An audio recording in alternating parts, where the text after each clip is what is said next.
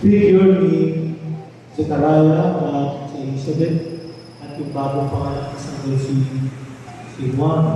Ibig sabihin ng pangalan ng Juan ay ang Diyos ay nagkakaloob. Nagkakaloob ang Diyos. At dito sa mga figures na ito ay lumilitaw po sa aking isipan ang isang nataga na very famous po sa ating lahat, lalo-lalo sa ating mga Pilipino, na kapag nasa Diyos ang awa,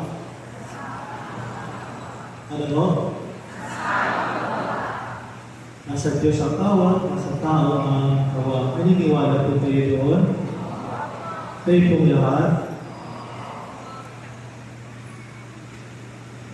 Ako hindi naniniwala doon. Ano ba pari ito?